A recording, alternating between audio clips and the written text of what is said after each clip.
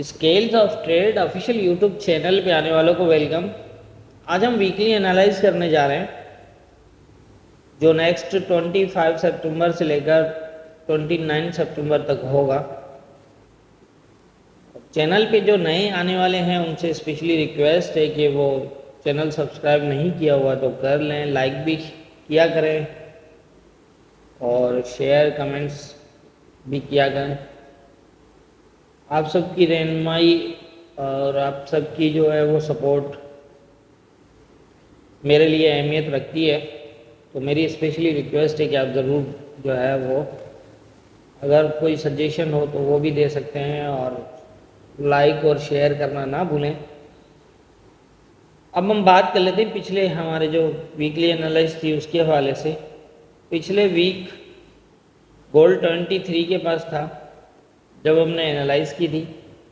यहाँ मैंने ये कहा था कि 1930 से लेकर 33 का एरिया जो है वो काफ़ी इम्पोर्टेंट है। अगर तो ये प्रॉपर टेस्टेड रहता है तो गोल्ड नीचे की तरफ मूव करेगा 1930 तक और 30 तक 12 तक, और अगर ये ऊपर की तरफ इस एरिया को ब्रेक कर देता है तो फिर ये ऊपर जा सकता है 1946 से लेकर 1955 तक।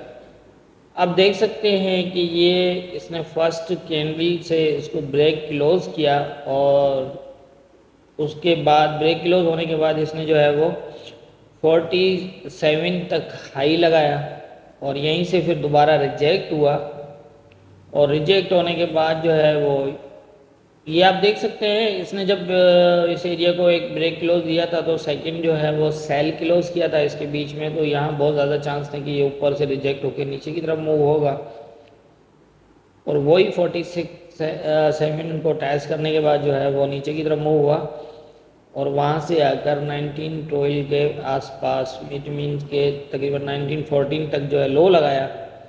लो लगाने के बाद दोबारा जो है वो ऊपर की तरफ मूव हुआ। देखिए हमारे लेवल्स किस तरह काम करते हैं, आप ये नोट करें।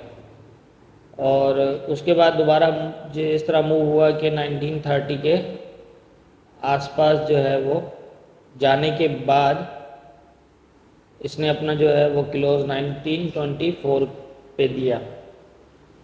तो यहाँ यही था कि जो नीचे की मूव थी वो ये था कि अगर ये प्रॉपर टेस्टेड होता है, अगर यहाँ से ये रिजेक्ट होता प्रॉपर तो फिर ये नीचे की तरफ लेवल पे हम इसको मॉनिटर करते हैं, लेकिन ये है कि इसने ऊपर की तरफ ब्रेक किया तो ऊपर का लेवल, और ऊपर मैंने ये कहा था कि आप ऊपर के एरिया में बाइंग नहीं करेंगे, रिजेक्शन पे आप सेल कर सकते हैं वहाँ से। और आप देखें कि वहाँ से जब ये सेल हुआ है तो 1914 के आसपास आया। तो इस तरह हमारे लेवल्स काम करते हैं, इस तरह हमारे क्लोज हैं उनके काम करते हैं लेवल्स के ऊपर। तो ये थी हमारी पिछले वीक की जो एनालाइज थी वो। अब देख लेते हैं हमारा नेक्स्ट वीक जो है वो क्या कौन कौन से लेवल्स होंगे, देख लेते हैं हम नेक्स्ट वीक के जो लेवल हैं उनको। अच्छा, ये हमारे जो वीकली एनालाइज होती हैं उसके जितने भी लेवल्स होते हैं वो डे क्लोज के बेस पे होते हैं, तो आप इसको डे क्लोज के बेस पे ही फॉलो करिएगा। अब यहाँ पर जो सिचुएशन है वो कुछ इस तरह के हमारे पास जो एक ये लेवल है ये ऊपर शेडो ब्रेक है और ये यहाँ से शेडो ब्रेक है और ये जो है वो नीचे ब्रेक क्लोज है, लेकिन इम्पोर्टेंट एरिया जो है वो ब्रेक क्लोज नहीं है, ना ही शेडो ब्रेक है। अब यहाँ कुछ सिचुएशन जो है वो इन दो एरियो के अंदर ही जो है ना वो तकरीबन लग रही है। मैंने एक माइनर लेवल लिया है इसमें 26.59 का, इसको थोड़ा सा फॉलो कर लीजिएगा, थोड़ा आसानी जो है ना वो ये होगी इस एरिया में, क्योंकि ये यहाँ कंफर्म नहीं कर रहा।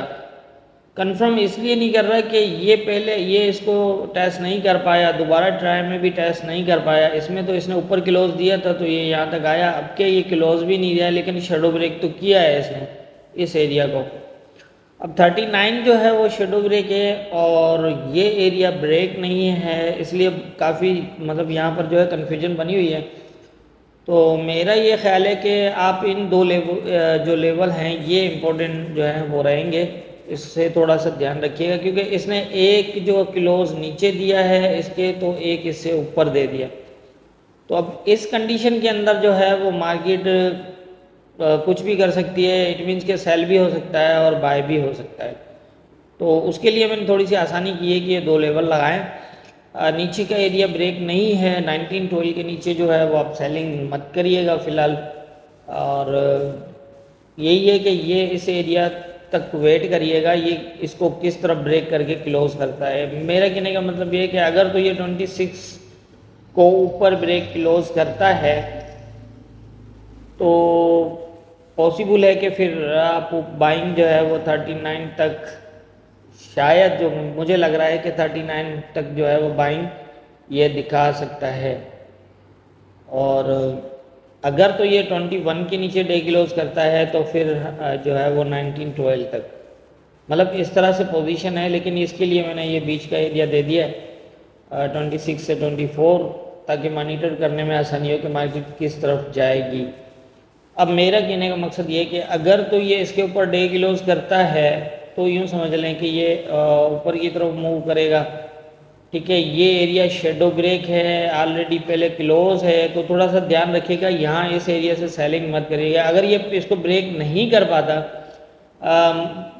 मतलब ये कि अगर इससे नीचे नीचे स्टे करता है और यहाँ से रिवर्स होता है या फिर इसको टैच करके रिवर्स होता है तो फिर आप देखिएगा। लेकिन यहाँ जल्दबाजी थोड़ी सी मत करिएगा। उसकी वजह यही है कि ये नीचे लेवल ब्रेक नहीं है यहाँ से, और तो इसलिए आप थोड़ा सा ध्यान रखिएगा। अच्छा, अगर ये इससे 21 के नीचे क्लोज करता है डे का तो फिर आप यहाँ तक सेलिंग देख सकते हैं। इससे ज़्यादा फिर आप फिलहाल मत देखिएगा, यहाँ पोजीशन देखिएगा क्या बनाता है। अगर तो ये यहाँ से दोबारा बुलिश हुआ, अगर ये सीधा आ जाता है वहाँ से नीचे, तो फिर ये दोबारा बुलिश हुआ तो ये चांस होंगे ज़्यादा मेरी नज़र में, और ब्रेक भी कर सकता है इसको। लेकिन कोई जल्दबाजी, डे की क्लोज लगने के बाद ही आप देखिएगा, कोई जल्दबाजी नहीं है। और अगर इसे ब्रेक कर देता है ये, तो ब्रेक करने के बाद जो है वो ये तकरीबन थोड़ा बहुत रिट्रेस करे, या फिर इस एरिया को अगर ये थोड़ा सा और नीचे का क्लोज करता है तो फिर रिट्रेस शायद इसी एरिया को करके फिर इस एरिया तक आ सकता है। ठीक है, तो ये नीचे के एरिया, ये जो पोजीशन है ना, यहाँ ऊपर शेडो ब्रेक है, तो इस पोजीशन के अंदर थोड़ा सा ध्यान रखिएगा कि नीचे के एरियाज़ के अंदर जो है वो सेलिंग पे ध्यान रखिएगा। सेल हो सकता है, लेकिन ये कि लेवल टू लेवल आप इसको मॉनिटर करेंगे। ऐसा नहीं है कि आप जल्दबाजी करके जो है वो यहाँ से बाय करें, समझ रहे हो। तो इस तरह की पोजीशन हो सकती है, ये इस तरह की मूवमेंट से ही नीचे जाएगा, क्योंकि ऊपर भी पोजीशन उस टाइप की बनी हुई है, तो उसके हवाले से। और 39 के ऊपर अगर ये डे के 2 क्लोज लगाता है, ये जहन में रखिएगा। 26 के ऊपर तो 1 क्लोज पे भी आप जो है वो इसको देख सकते हैं, लेकिन इस एरिया से ऊपर जो है 1939 वाला है, इससे बाइंग ऊपर तब करेंगे जब आप इसको 2 क्लोज देखें यहाँ पर डे करें, तो फिर आप मज़ीद बाइंग कर सकते हैं। और ये ऊपर वाला तो बिल्कुल भी नहीं है कि आप यहाँ कोई बाइंग करें। 46 ब्रेक हुआ है मतलब प्रीवियस, तो फिर भी आप इसको ध्यान में रखिएगा 46 के लेवल को। और ऊपर आपने बाइंग करनी ही नहीं है, क्योंकि देखें ये एरिया से ब्रेक हो ही नहीं रहा। पिछली बार 2 बार ट्राई कर चुका है और ये थर्ड टाइम अगर यहाँ से रिजेक्ट हुआ तो फिर जो बुरी तरह से रिजेक्ट होगा। और आप देख लीजिएगा इसको ऊपर से नीचे की तरफ, यहाँ से अगर ये रिजेक्ट होता है तो एक बड़ी सेलिंग भी दे सकता है, और यहाँ से सेलिंग होने के बाद होने से इसका स्टॉप जो है वो ये लगेगा।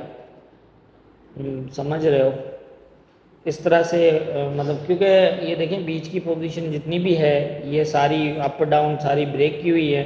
अब भी अगर ये यहाँ से बुलिश होता है तो इट मीन्स कि ये इस एरिया को एज ए सपोर्ट है, तो ये दोबारा आके रुकेगा भी इसी एरिया पे। बीच में कहीं इसने रुकना नहीं है, मुश्किल होगा इसको रुकना। तो मेरे ख्याल से नेक्स्ट वीक के लिए जो मुझे इम्पोर्टेंट लग रहा है, जो लेवल्स लग रहे हैं वो मैंने बता दिए हैं। बड़े मतलब आसानी से सारी चीज़ें बताई हैं, और आप इनको लेवल टू लेवल बड़े आसानी से फॉलो कर सकते हैं। और ये एरिया जो नीचे का है 1921 से नीचे का, ये काफ़ी वीक भी है इस हवाले से, क्योंकि यहाँ से जब भी सेलिंग हुई है तो बड़ी स्ट्रॉन्ग सेलिंग हुई है। मैं आपको सेलिंग इसलिए नीचे जो है वो 1912 से नीचे की सेलिंग इसलिए मना कर रहा हूँ कि ये 1939 को जो है वो ब्रेक करा हुआ है इसने। और लेकिन फिर भी वो मतलब भले इसने ब्रेक किया हुआ है, लेकिन फिर भी ये जो इम्पोर्टेंट लेवल है 1954 का वो अब तक इससे ब्रेक नहीं हो रहा। तो पॉसिबल है कि ये एक बहुत बड़ी सेलिंग कर जाए वहाँ से। तो हाँ, वैसे अगर 1954 से ऊपर अगर डे क्लोज करता है, मैं ये बातें जहन में रखने की हैं, ज़रूरी नहीं है कि इतनी बड़ी मूवमेंट होती है, लेकिन हम लेवल यही फॉलो करते आए हैं, क्योंकि जब तक वो ब्रेक नहीं होते तब तक हमारे वही लेवल जो है कंटिन्यू रहते हैं। उसी हिसाब से जो है वो उन्हीं लेवल को ही हम as a resistance as a support लेते हैं जब तक वो एरिया ब्रेक नहीं होते या उन वहाँ पर कोई पोजीशन नहीं देता। तो ये जहन में रखें तो ये भी एक बड़े टाइम मतलब लॉन्ग टर्म के लिए भी आप हेल्प कर सकते हैं। तो मेरी समझ के मुताबिक जो मुझे समझ है उसके हिसाब से मुझे जैसा लगा मैंने बता दिया। ये हमारी वीकली एनालाइज है और डे क्लोज बेस पे है, और यही है कि जो मुझे समझ आया मैंने बता दिया, और बाकी होना क्या है ये तो ऊपर वाला बेहतर जानता है। दुआओं में याद रखिएगा।